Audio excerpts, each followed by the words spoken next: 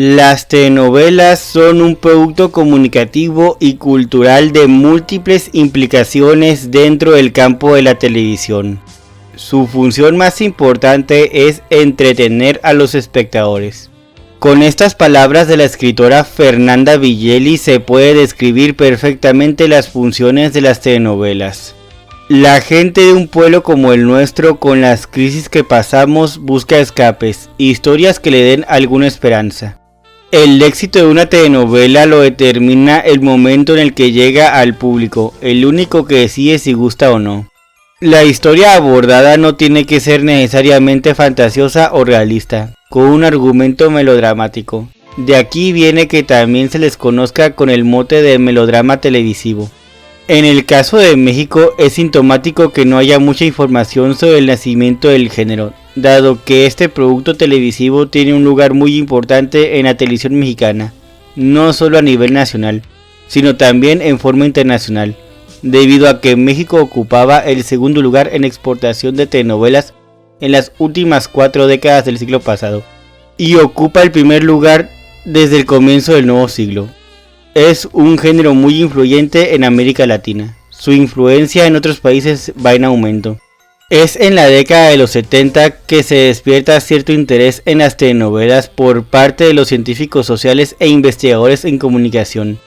Es así como empiezan los análisis de las telenovelas. Ahora que ya les hice una descripción detallada de la historia de las telenovelas, su nacimiento como soap opera, su llegada a la televisión como teleteatro, los géneros que la componen, su trama principal, así como sus escritoras y primeros productores, en la presente cápsula quise volver a una pregunta que ya les había hecho en cápsulas pasadas. ¿Cómo entender una telenovela? Por lo que voy a explicar cuáles son las funcionalidades que tienen estas producciones dentro de la sociedad. Acompáñenme en este recorrido.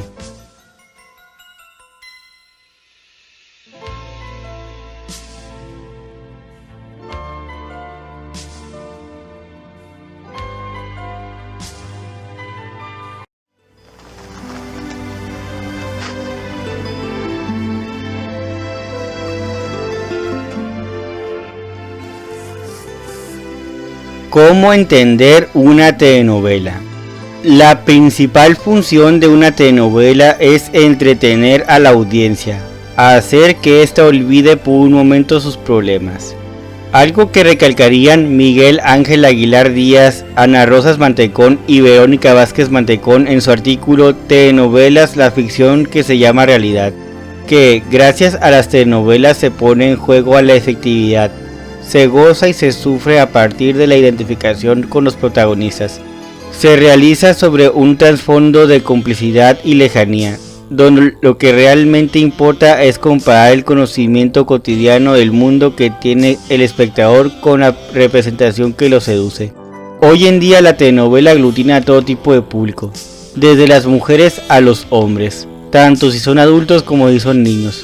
Si volvemos con los autores anteriormente mencionados, uno de los requisitos para que una telenovela tenga éxito es su apego a las reglas del género. El triángulo amoroso, al público le es grato el conocimiento anticipado de lo que ocurrirá a partir de su aprendizaje de los elementos claves del género. El suspenso es posiblemente el mecanismo narrativo fundamental en el género, su factor de atracción al atrapar al televidente con lo que ocurrirá en el siguiente capítulo. Este producto televisivo ha sido y aún es objeto de reunión para las familias, como para los vecinos, quienes en varios casos pueden reunirse alrededor de la televisión para disfrutar de estos productos televisivos, por lo que la telenovela ayuda a crear una identidad urbana, incluyéndose la moda, las formas de hablar, el consumo de ciertos productos y cosméticos. En palabras del productor Nicandro Díaz, no debemos olvidar que la telenovela tiene entretenimiento. Uno de los elementos para entender el éxito que ha tenido este serial televisivo consiste en distinguir lo que es entretenido y lo que es educativo, por parte del público televidente. Raúl Trejo del Arbre mencionaría en su artículo Televisión y Educación que las telenovelas, según lo señala el Instituto Mexicano de Estudios de la Comunicación, fueron avaladas por estudios científicos con base en los cuales se diseñaron, evaluaron y sistematizaron las experiencias educativas. Los horarios en que son transmitidas las telenovelas influyen en el éxito que tendrá la programación del canal. ya que el público del que gozan las telenovelas y el público de los demás programas de televisión suele comportarse de la misma forma.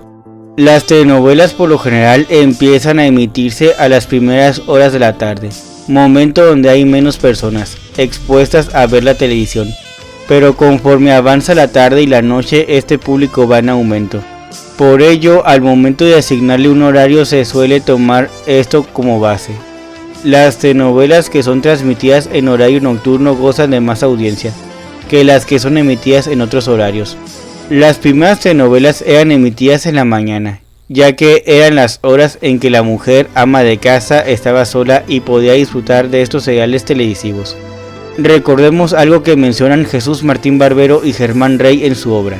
La base de un peculiar modo de lectura estructuralmente ligado a la oralidad, las mayorías que gustan de la telenovela lo que más disfrutan no es el acto de verla, sino de contarla. Y es en ese relato donde se hace realidad la confusión entre narración y experiencia, donde la experiencia se incorpora al relato que narra las peripecias de la telenovela. Hasta el modo de ver de la telenovela constituye entre los sectores populares una forma de relación dialógica.